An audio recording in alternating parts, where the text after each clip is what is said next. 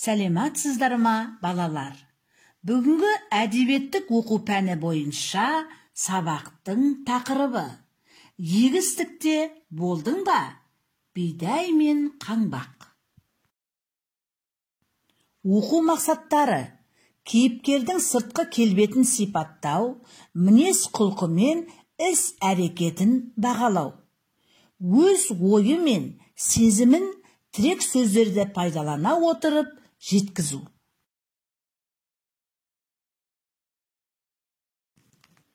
Оқушылар, егістік туралы сіздер не білесіздер? Егістік дегеніміз ауыл шаруашылығында дәнді дақылдарды өсіру үшін қолданылатын егін алқабы. Ол жыл сайын күтіліп, бапталып, суарылып тұрады. Күзде шабылады, егін жиналады. Егін әртүрлі болуы мүмкін. Мысалы, бидай, арпа, сұлы, көкөністер және тағы басқалар. Оқушылар, ендігі тапсырма: жұмбақ шешіп көрейікші. Ұзын мұртты сарылар қойынында наны бар. Ойланайық. Бұл не екен? Жауабы бидай. Келесі жұмбағымыз: шеңбер жасап өседі, желмен бірге көшеді. Бұл не екен, балалар? Дұрыс айтасыздар, бұл қаңбақ. Керемет, оқушылар. Ал бүгінгі сабағымызда біздер бидай мен қаңбақ мысалымен танысамыз. Осы мысалды оқымастан бұрын біз балалар қаңбақ пен бидай туралы не білеміз? Балалар, мына суреттерге назар аударайықшы. Мынау не?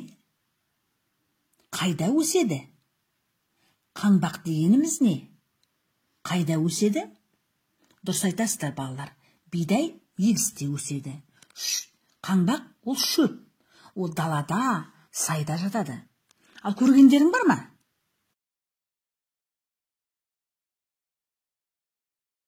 Бидай ол дәнді дақыл. Ол егістікте өседі. Одан ұн тартады. Ұннан әртүрлі тағамдар дайындайды. Сабанын мал жейді. Балалар, өтетін шығармамыз қалай аталады? Мысал. Мысалда аңдар, құстар, өсімдіктер, іс-әрекеті, мінезі, адам бойындағы мінді, кемшілікті тұспалдап күлкі етеді. Мысалдар өлеңмен де, қара сөзбен де жазылады. Осындай шағын көлемді, оқиғалы, адамға сабақ болатын шығарманы мысал дейді.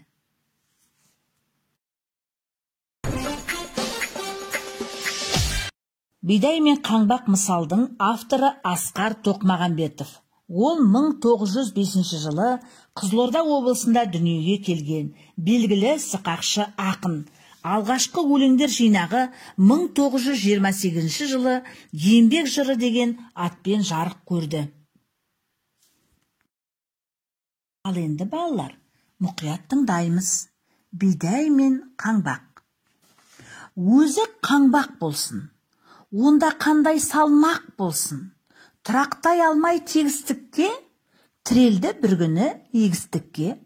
Дауыспен былай тіл қатты: сен осы бидаймысың? Бидаймын. Ақыл айтсам тыңдаймысың? Тыңдаймын. Осы қай тұрысың? Жүрмейсің, көрмейсің, кезбейсің. Не бар, не жоқты да сезбейсің.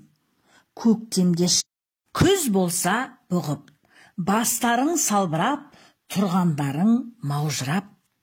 Ей қаңбақ, деді бидай, қанасына сыймай, ашып айтсақ дұрысын, осы қай жүрісің? Белгілі тұрағың жоқ, бас түгіл құлағың жоқ. Уф десе ұшасың, суф десе қонасың. Қаңғырған қаңбақсың, кімге тұлға болмақсың? Күні мен түні ұшарыңды жел біліп, қонарыңды сай біліп, сайран салып жүргенің. ал біздің жиғанымыз дән, айналамыз толған ән, абыройда, даңқта, ерлікте, жеңісте, барлығы осы кегісте. Бидайдың сөзі осымен бітті, қаңбақ жөніне зытты.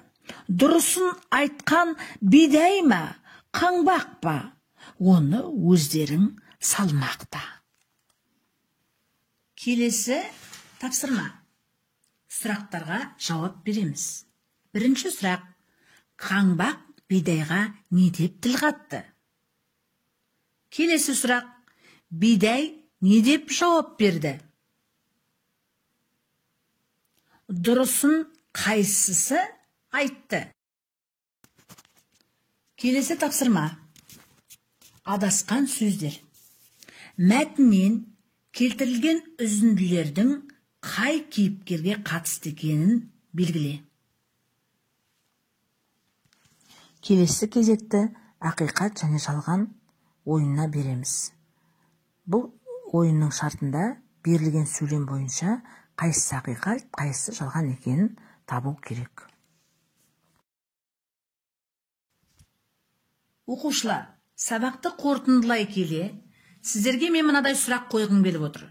Мысалда адам бойындағы қасиеттер бейнеленетін болса, осы мысалдан қандай қорытынды шығаруға болады? Қаңбақтың бойындағы қасиеттер ұнады ма?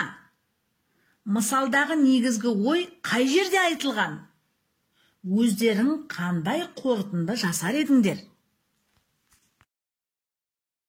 Үй тапсырма. Мысалды мәнерлеп оқып, мазмұнын айтуға дайындалып келу. Балалар, сау болыңыздар.